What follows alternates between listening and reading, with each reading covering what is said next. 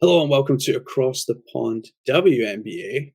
We are back, myself and Michelle. Michelle, we've had the draft, we've had a bit of working out, getting ready for the season. But what did you think about that draft? Because every in terms of the draft itself, like it was pretty much laid out to us, and it pretty much happened the way we expected it to. In terms of the WNBA draft, I think number one, the 2024 draft is one that'll be remembered for a long time for several reasons. First time they sold tickets and sold out to the event. It was a fashion show and a draft at the same time. So although we pretty much knew where each player would land, I think having the swag with which the women chose to display fashion and their personalities, I think that's what brought fans there, made them wanna actually I was like, I couldn't even believe they opened seating for it. I was like, "This is pretty dope to see that and the arena selling out," or the museum, the art music museum selling out. Thought it was amazing to see it, and I thought the ladies delivered in every, way possible. It was beautifully done. I watched it, um, and I thought it was. I mean, it's nice every year from a TV perspective because it's obviously well presented. But I thought this year, like you could hear the fans in the background cheering, and I think that was the difference. And I think with other drafts, like the NFL draft is on right now, like you get Mhm. that kind of buzz and that kind of fan atmosphere, and I'm glad they were able to bring that into the WNBA draft. Caitlin Clark did go number one, as expected, to Indiana and to the Fever. Looking at them and obviously the powerhouse that they have in Eli Boston, like that team, and not even mentioning like Katie Lou Samuelson or anyone else that's there, but that team now, do they become instant contenders or do they have a lot of work to do?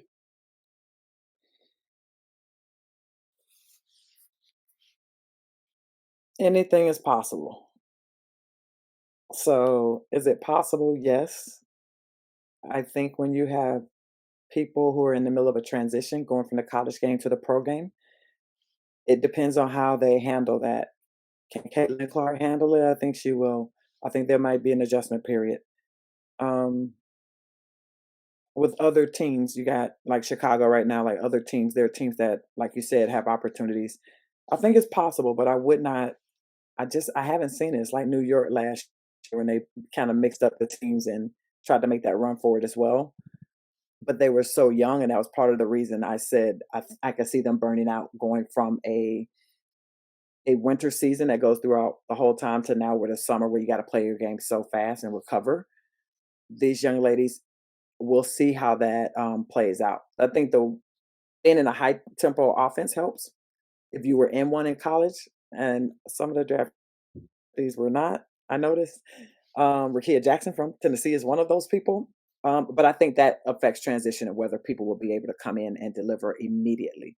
I will always say this. I believe it with everything. It's up here. It has nothing to do with those. It's the mental game. Yeah, I think you're right. I think as well, like this is quite a young. It's becoming a younger league because the players are Hmm. getting so young and they're coming out of Yeah. college, and more of them are making these teams, but it's still a tough ask. It's still not like a foregone conclusion that you get drafted and you go play in a team. We've seen that last year with Kalana Brown, like drafted by Chicago, went through all of preseason, and then like 2 days, 3 days before the season started was released, and you're kind of like, well, hang on. And that's still the sad part, and that's the part that me and you talk about all the time, because we're always like, well, Yeah. let's have more teams. We know we have one in San Francisco coming, um, and we know that hopefully Toronto, we know that Philadelphia and Boston, they're all now being considered. I think there's a couple others in there as well. So hopefully, Portland. Portland, yeah. Portland's big step, big step. Um, Now, Caitlin Clark, we kind of have to keep talking about her because obviously, when you leave college, traditionally that is when your agent would go out and find you some lucrative deals to be done. Obviously, you can now do it at the NIL level as well, but um, this is insane. So Puma offered Caitlin Clark 3 million a year. Um, New Balance offered some money. Under Armour offered some money. Adidas offered shockingly low amount of money, and like everyone offered money. For some reason, Mhm. Nike thought, well, let's just offer her, a nice round figure, $28 million deal, which includes a signature shoe. And I'm just like, if you look at the amount that everyone else offered, Nike offered double what everyone else combined offered almost. That is absolutely insane. Are Nike looking at Caitlin Clark? I mean, we laughed last year and I watched the film Air, which obviously about Mhm. the how Nike and Jordan became a thing. Are Nike thinking that Caitlin Clark is effectively the like a Jordan? Is that what they're looking at long term? Because Nike never do anything short term, let's be honest. Just my opinion. I think with it's a combination of things. I think it's almost like when you saw Obama run for presidency. It doesn't matter the different industries that we see people leveraging this, Trump doing it right now with the old 24 elections.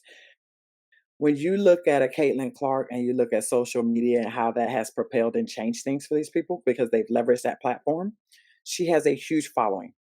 And it has become, I'm going to say, baby beehive because they're very protective of their star as they should be. And I think when it comes to the shoe deals, one, you can see the company that showed up talking about 3 million a year.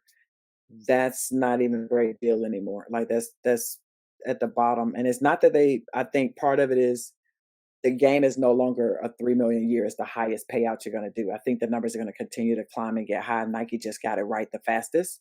And Nike does have a reputation of having the ability to kind of spot who they should put their chips on. And when you look at the amount of followers and the viewership, the NIL deals, all the things that she has, breaking the scoring title, two Final Four appearances, I think they're looking at the biggest thing is the amount of dialogue around her name online. I think that played a big part in how much they paid. Just personal opinion. And I love your personal opinion. I think as well, like she is someone that can talk. Like she's someone because I always feel like Jordan in his early years, probably up until 89, 90, he was quite quiet. He wasn't really Mhm. like he talked to the media, but it was very mumbled. Whereas like 1989, 1990 onward, it was very like, right, I'm here and I'm talking and like this is gonna be the thing. Whereas Caitlin Clark is vocal in interviews. Like she'll sit there and she'll have a chat with reporters and everything else, and it seems very cordial. And I I think as well, like Nike have looked at Caitlin and been like, she's not just a basketball player, but she is going to be a personality and potentially the face of Yes, women's basketball for like the next 20 years. exactly. Yes, it's total package, 100% when you look at everything and the terms of, "Hey, at the end of the day, we're gonna make some money off of this." But but, Nike loves that. They're notorious for Yeah. people that have that, villain-like quality because, there's people who love her and people who say she's overrated. So that narrative is there for a Nike, and I think, like you said, she's well-spoken, knows how to handle herself, gives back to the community in big ways, even with her NIL deals. And then even how she showed up to draft day with the Prada on, she's she's also stepping and transitioning into what that looks like. And I think that's something that we all get to watch and see. And like I said, Nike made the best decision, the fastest, to seal that deal. Oh yeah, they were ruthless with that one. That was, I mean, it's funny when you see these deals like after drafts, and whichever sport, it doesn't really matter. But you Mhm. always kind of look at, as a fan, you're like, so who got the biggest deal? Who are the brands? Who are they buying into? Because if they're buying into someone, then there's obviously something seen. And Nike Yeah, are known for picking really good talent across the board. So well done to Nike. Well done to Caitlin. 28 million. I mean, that is a massive deal. And you're right. Like, it's not talked about a lot, but she does do a lot in the community. And I think, mhm. she's moving over from Iowa to Indiana, and I can envisage like the things that she was doing in Iowa. I can envisage that continuing in Indiana as well. So, which is good for the community, um, and good for basketball in Indiana. Absolutely. It puts Indiana back on the map as one of the powerhouses, one of the places where basketball was birthed. We know that that's a conversation that has always been around, and the inventor of basketball. So, hey, I think it's amazing. Indiana and Atlanta that have sold out tickets, correct? For the season. Yes, yes, I believe there's So I another think this is team. going to be an amazing, maybe probably Aces. I don't know. Yeah, I think Or is the it Aces Dallas? and the Liberty. I think the Dallas announced they had sold out. Did they sell out their season tickets? They've sold out something, Yeah, I thought it maybe was, season tickets as well. yes, but I thought Yeah, it was dope. I was like, it was more than one team. yeah. And this is great news for the WNBA because not only are you getting viewership, but now you're getting people in the stands. And I think we're seeing it here in the UK, in England. They're seeing it in London with Arsenal, the women's soccer team. They had Mm. 68,000 fans at a women's soccer game, like 68,000 in a stadium. And that is immense. Like, that's so good. So what we now want to see is obviously the WNBA has been around a lot longer. Mhm. So that, we're seeing the viewership going up.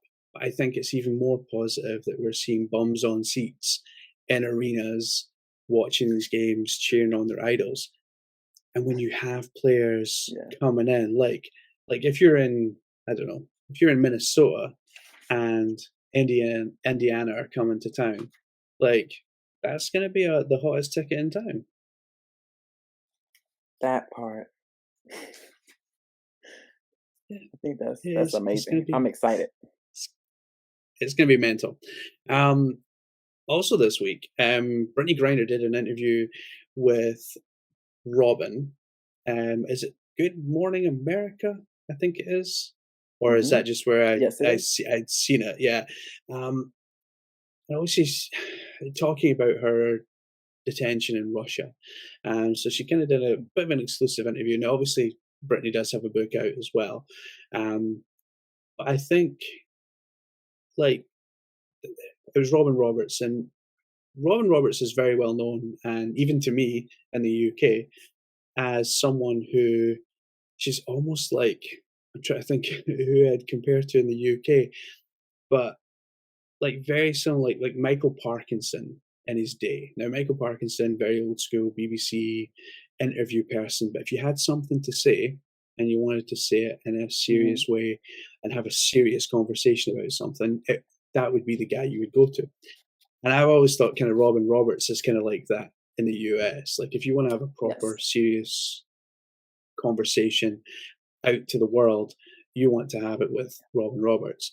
And they sat down, had that conversation. Now, unfortunately, in the UK, we didn't get to see it, but I can only assume that it was very much of the ilk of, I'm back. Like, let's let's kind of get back to playing basketball. I want to get this story out there now, so I can now concentrate on basketball. Absolutely. I think it has overshadowed her for so long, and understandably, because people were genuinely concerned, and the amount of outpour while Brittany was in Russia was amazing, even outside of the basketball community. At the same time, now you realize, like, every time someone sees you, that's the conversation and the questions that you're constantly asking. So, I think she did the right thing, come out with someone like a Robin Roberts, who is amazing, everyone respects and loves, and share that story for others so that she can answer the questions for all those people who have cared so much for her, but so she can also now focus on, the baby on the way and the things that matter and that should and deserve her attention right now, especially after, as I said, that had to be a mental toll that she has taken from being there for so long. But hats off to how she has handled this entire ordeal.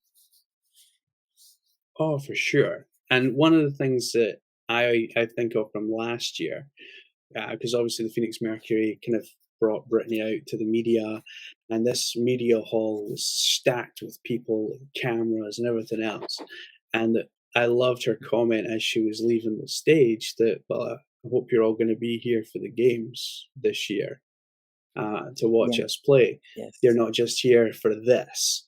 Um, and in all yes. fairness, you know, with everything kind of on the up for the WNBA in terms of coverage, in terms of viewership, let's hope that this year is an even bigger year because I think we need to see that just rise. And this is the thing, you know, that this is not a steep climb that we're on. There is a nice upward trajectory, but it will only help us bring in new teams, bring in new sponsors, bring in players from abroad that maybe don't get to play, or those draftees that don't usually make teams making teams. But yeah, Yes. it's gonna be important this season. I think this is probably one of the biggest opportunities for the WNBA in terms of reach. And hopefully, they've got the game in Canada again in May. I think it's been moved to May 4th because the Edmonton Oilers somehow managed to make the NHL playoffs. God knows how that happened. And so, they've had to move the game back a day. But in all fairness, it's still going to be there. And you're still going to have two really good up and coming teams playing. And then you get into the season and you've got the Olympics, you've got that All-Star game between the WNBA and the Team USA, which I I'm not going to stop smiling about because I wish they just did that every year because it was amazing the first time they did it. It was so cool. Now let's have a quick look at the teams as they kind of stand at the moment. There's not been too many movements. One person I cannot find is Monique Billings. I've been looking for her all over the place. At the moment, I don't think she's signed to a team, which I think is sad. Obviously, she's been with the Dream for a while, um, but the Dream have got Alicia Gray and Ariel Powers now, and they signed Jordan Canada. Like signing Jordan Canada again, another young player, but that gives them a great person at the point guard for next season. Mhm. That's fair. That's fair. But I believe I had to Google it real quick. Did the Sparks let her go? I think they only had her for the year. There was no trade or anything. I think she just went as a free agent. Oh, gotcha. Yeah. She said she signed with Sparks in February. So I guess we're gonna see. I don't know. I think Yeah. that'll be an interesting spot. Eh, you always have to look at Atlanta because they're always quite a feisty team. Um, One Yeah. player that moved away from the Liberty was was it Marina Mabrey? Oh, no, she didn't move away. She's been in Chicago for a while, but Marina Mabrey was one of those players I was really looking for in Chicago. But they've managed Oh, to bring in obviously Camila Cardoza from the draft who is going to be huge for them. But Diamond Shields is now in Chicago as well. Yes, she is back. I think that's gonna be I think that team has a lot. I get why you're asking the questions, do they have enough? You know, I would truly I think Camilla Reese. That team is nice. I think that like I said last week, the question for Chicago in my eyes is being able to put a system in place because you can have great players, but you got to have a system in place that fits them. They were high octane. I know they're still rebuilding everything with the loss of James, but I Yep. think it'll be interesting to see like how do you think they're going to look on the floor in terms of being able to keep up? Do they have the players? Yes. Two of them are going to be rookies. Yep. Can they keep up because they have two post players that can move and stretch the floor? Mhm. There's a chance. I guess my question is, I want to see them play. I want to see them play a good team, and then I think that'll show a lot in terms Yeah. of how far they can go this season. And And how every far? team has an advantage too. The younger teams have a big advantage, the Olympic break. Yeah, that part because that could be huge for a lot of teams having that break in between for those couple of weeks. On to Connecticut. Connecticut are they they are just like I feel like they're a bit of a ticking time bomb. Like they're just gonna go off, win every game this season, get to the playoffs, win every game, and just like go undefeated. I mean, we joked about the Aces going undefeated last year, but like you look at this team and who they bring back. Like this is a veteran team. This is Dewana Bonner, Alyssa Yep. Thomas, Brianna Yes. Jones. Yes, they do have young pieces in there as well. Yes. I feel there's they got Shea Perry in there from Phoenix. I Yeah. kind of feel though that if they had a point guard, like an all-star point guard, that would Jasmine be Thomas. that would be enough. Do you I'm Jazz just yeah? gonna look this way. Yeah, but Yeah. she's not there anymore. Yeah, They she's got rid not of there, McCurry. but That was they all. That was your all star. yeah, but I think they ran out of money though, because like, obviously they're when you They have a did. lot of veterans, that's the issue, because you have to pay those veterans, and I Oh, think agreed. that is the issue that they ran into, that they then didn't have enough to keep everyone. And when we talk Agree 100%. And that's one of the things about the league that we love. and we'll get onto the Aces later about that one as well. On to Dallas, though. Arike is staying in Dallas. Satu is still in Dallas. Natasha Howard, Kalani Brown, Tara McCowan. That is a team that when Mhm. you add in the younger pieces that they brought in through the draft and so forth, Yes. that's another team. There's actually a lot of teams like from day one are going to be potential contenders, and they are it. Agreed. I think Connecticut, like you said, they're overdue. They've been overdue for a few years. Same with Dallas. I think they got all the right pieces. I do. It'll just be interesting to see once again. I want to see some of these teams play a big team. Play a big team.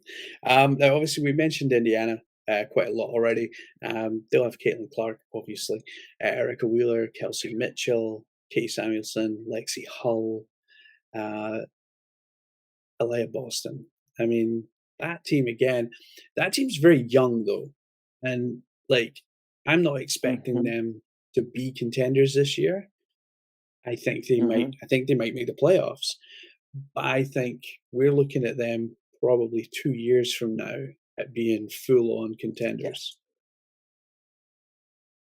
I think you hit it on the Well, head. You're dead on the day. I know I'm on. Feel like I'm on fire. Las Vegas Aces. Right now they have a massive squad because they've signed a bunch of people to like training contracts, training camp contracts. They obviously have Chelsea Gray. They have Mhm. my favorite, Kelsey Plum, and Jackie Young, Alicia Clark, Asia Wilson, Candice Parker.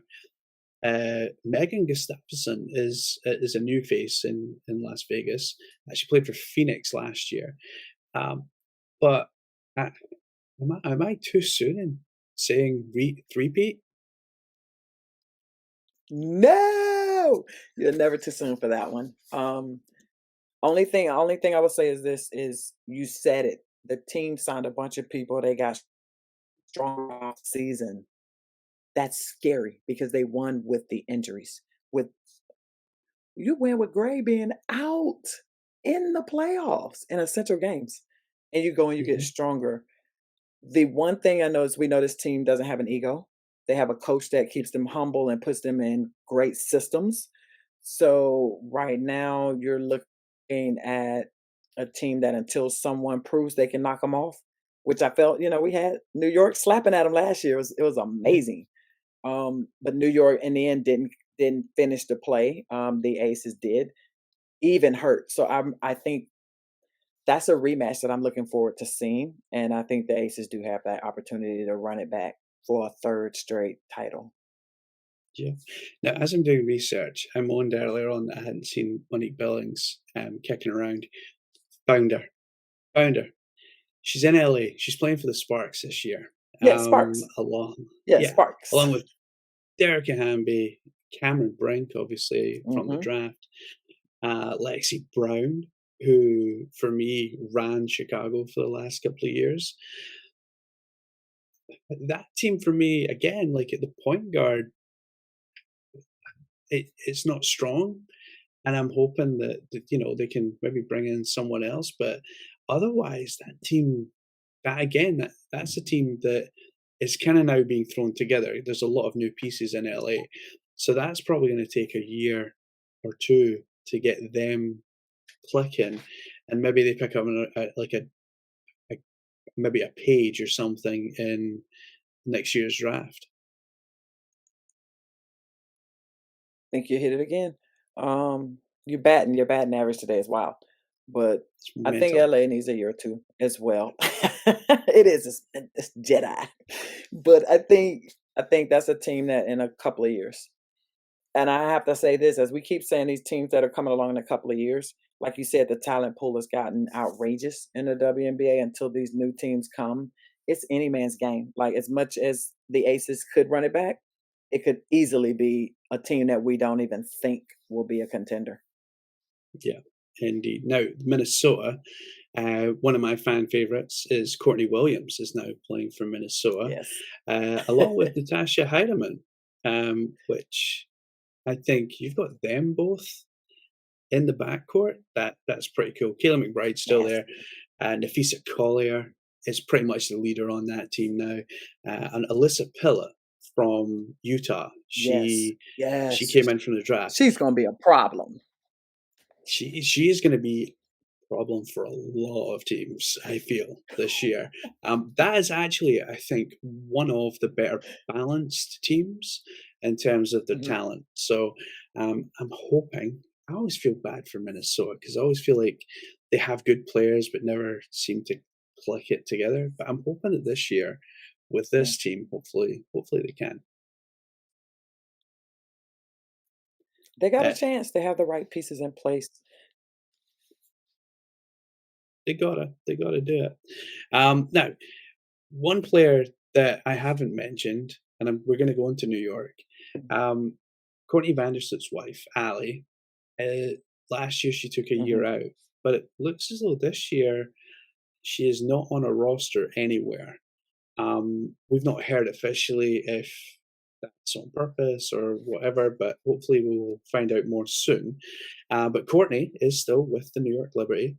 Um, that is a stacked team again. Sabrina Ionescu, Behet, Lainey Hamilton now. I'm guessing she got married.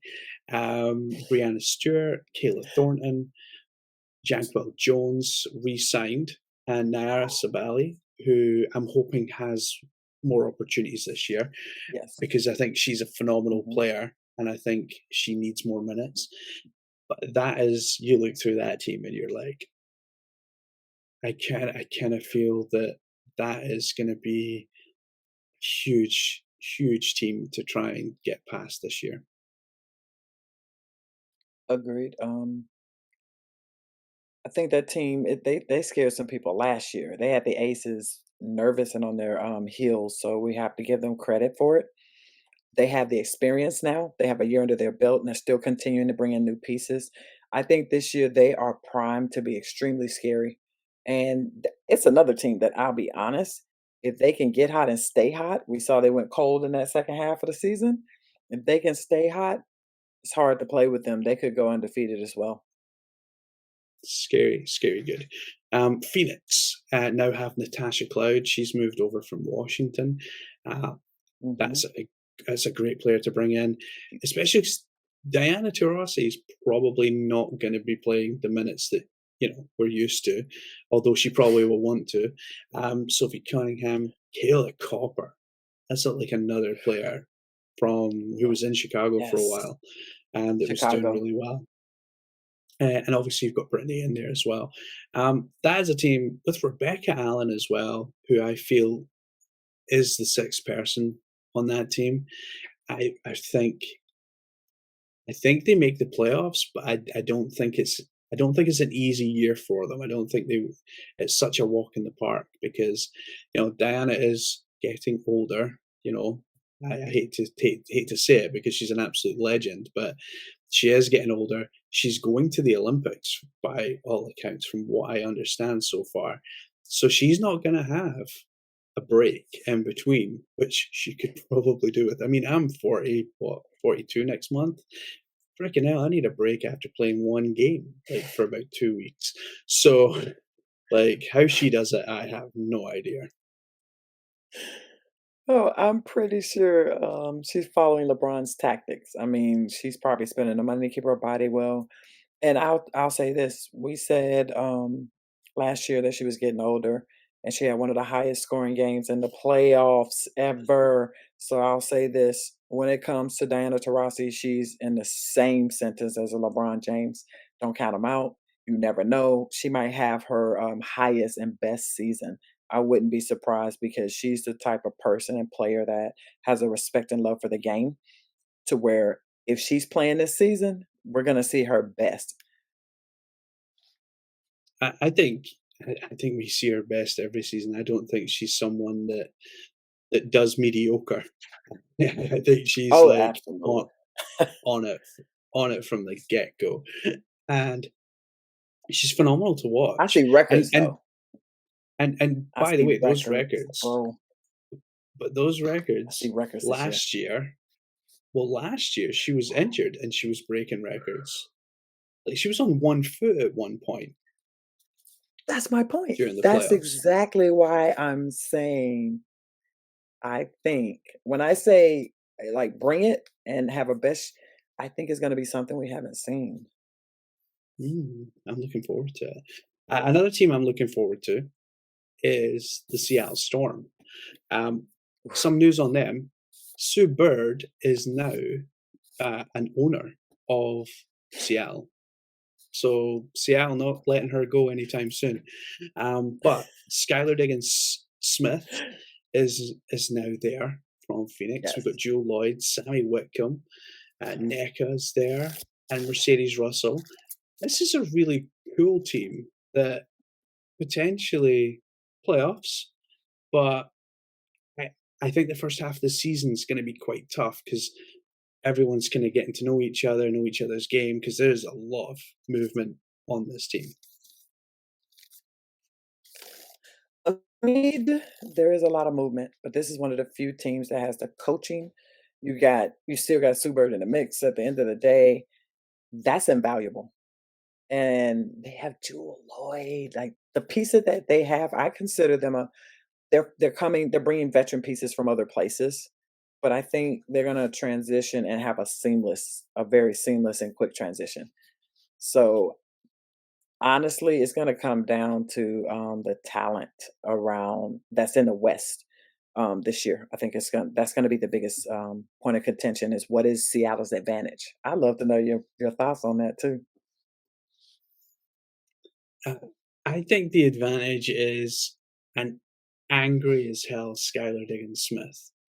I think she is going out this year and she is gonna have a chip. I mean, she always had a chip on her shoulder, but I think she's going out with a massive chip on her shoulder, and she is gonna go out and prove everyone wrong, and she's gonna well, prove me right, but everyone else wrong, that she is a formidable guard and absolutely unstoppable. And I'm really looking forward to, especially I think her and Joe Lloyd together in that backcourt. I think that that could be unstoppable. Telling you, this is probably gonna be one of our best seasons ever. Yeah. Yeah. A lot of people having good seasons this year. It's gonna get complicated around the playoffs. The It last team is, it is. now sadly though, the last team that we talk about is the Washington Mystics. They have lost Mhm. Helena Delle Donne this year. She's having to take a year Yes. out, or she's decided to take a year out. They've lost Natasha Cloud. They've Mhm. they really don't have a point guard of any note. And really, other than Errol Atkins and Sharika Austin, Stephanie Dawson, there's really not too much to talk about this team. I think the Mystics really in effect are now in a rebuild where they are gonna have to start rebuilding from scratch because when you look at all the other teams, you can reel off about 3 or 4 names before you hit the bench.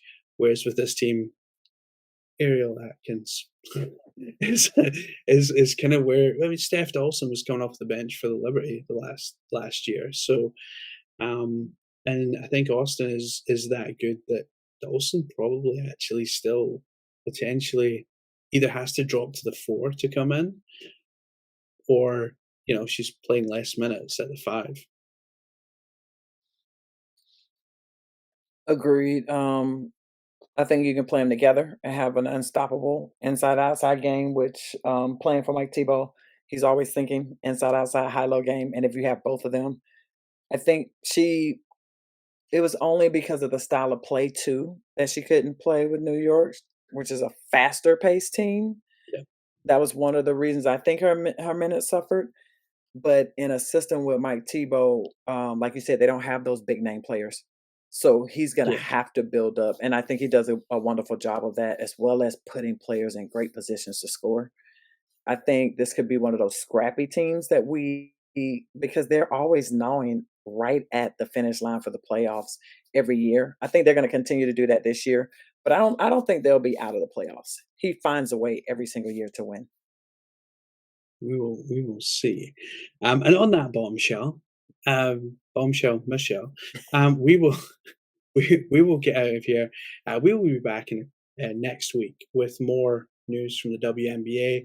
Hopefully, some interviews coming up over the next few weeks as well as we build up to the start of the season, which happens in mid-May, right around my birthday, which is just makes my birthday even more so special. That part. But that part. But for now, um, hope you enjoy taking a rest from basketball for the next couple of weeks because this season, by the time we even get to the Olympic break, everyone's going to be on the edge of their seats.